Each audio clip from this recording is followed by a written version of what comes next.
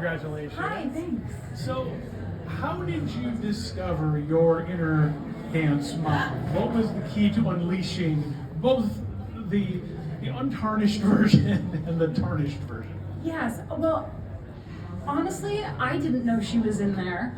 And it was just Paul and Jen and Lucia's brilliance. And already being a fan of Hacks, I knew that I was in good hands and I could just go as far as I wanted, and I trusted that they would reel me back as needed. And it was so fun to just go balls to the wall in a way that I don't usually get the opportunity to do. And I used to take tap and jazz for 5 years, from like 1984 to 89, so I don't know. How much of those moves came directly from you? None. I had a choreographer, an incredible Corey Baker, who actually he's the one who he choreographed the Wednesday dance that's sort of everywhere now. I'm sure you've all seen it. And he is like such a huge talent and so joyful, and so there was no room for self-consciousness. It was just like going for it every day, and it was so fun. But he did everything. I could not have done that by myself. You have been called upon in your career a lot of times to play these very intense kind of roles, like Sinatra, who I'm loving in Paradise. Thank you.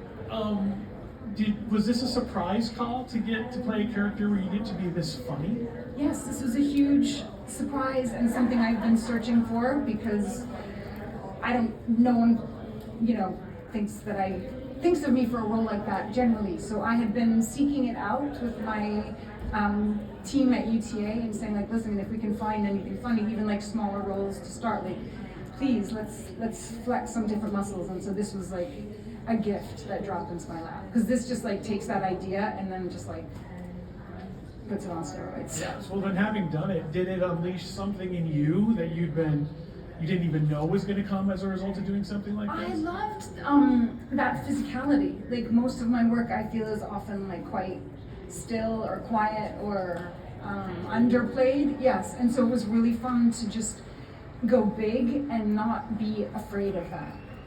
So it was a huge learning curve for me. But like I said, I think it's the best comedy on TV. So I knew that I would be taken care of. And lastly, are the comedy offers rolling in now, or is the agent? Not a one. But there's time. This will change all tomorrow. Well, let's see. Yes, maybe. Who knows? But it's a start. Thank you. Hi, congratulations. Thank you. I'm Riley from the Television Academy Foundation, and at the foundation, we're all about uplifting the next generation through our internship program. But I'm curious if you have a piece of advice that has really impacted either your career or just you as a person in general, that someone gave you. I had a manager when I first started who gave me a huge bit of advice, which was the power of no. When we're just starting out, we feel like we have to say yes to everything, or maybe something else won't come. And you don't have to do something if you don't like the people who are involved with it, or you don't feel like it's something you'll be proud of.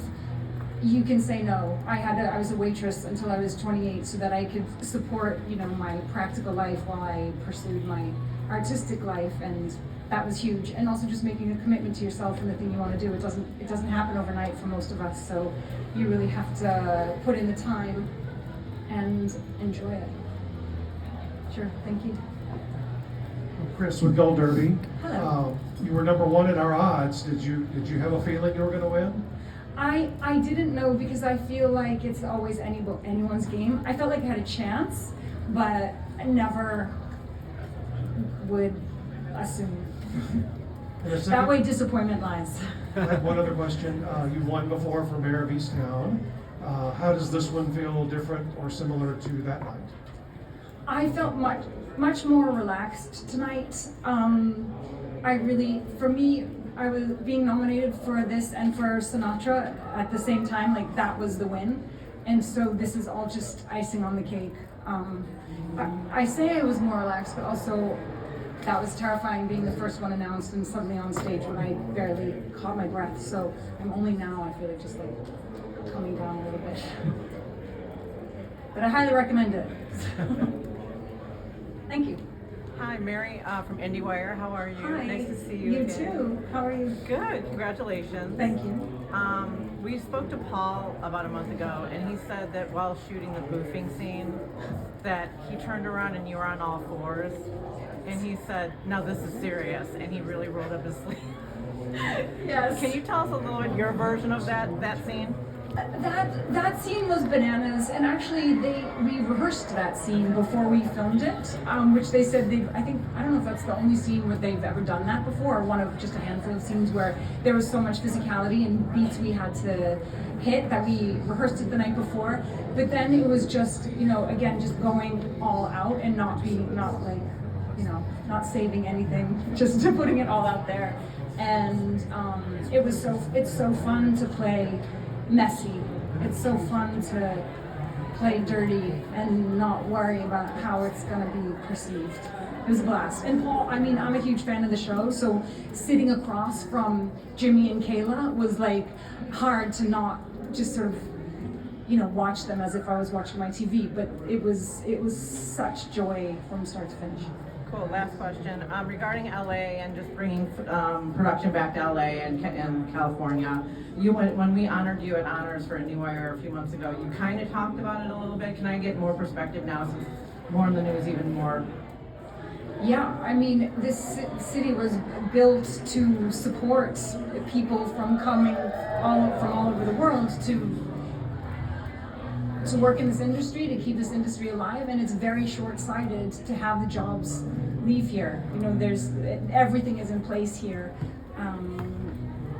Artists, their families, whole histories, and yeah, I think it's so foolish to film elsewhere when you've got everything here that you need. Thank you. Sure. Hi, how are you? Congratulations. Thank you. Sarah Cohen with Awards Buzz. It's good to see you again. Thank you. Nice to see you. Yeah, so Dance Mom, I'm so curious. Did you do a deep dive into social media trends? I did do a little scrolling, not gonna lie, and there's a lot out there for to research. And that was so fun. It's crazy what people are out there doing. So that sort of opened the floodgates. And then I had this amazing choreographer, Corey Baker, who just, with those dances, I had such a deeper understanding of who she was. It was definitely a joint product. Was there any trend that you stumbled upon that you fell into? No, I felt like I could leave it there. I could just be a casual observer and leave it alone. Thank you. Thank you.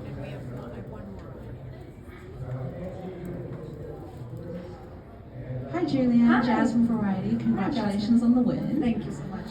How refreshing was it to play Dance Mom, and then also to that is there a genre that you're like, I've never done this and this is what I want to do next? It was hugely refreshing. I would love to do more comedy. I'd love to do more physical comedy, and that's the goal now, to find things that I haven't done before. I've never done a Western. It'd be fun to do a Western. But I want to be on horseback, not like sweeping up the homestead. And I have to get more specific, because I feel like when you start getting specific about what you want, it's easier to find your way there. So there's lots to do still. What does your pin say? This pin says I support Planned Parenthood, which I do.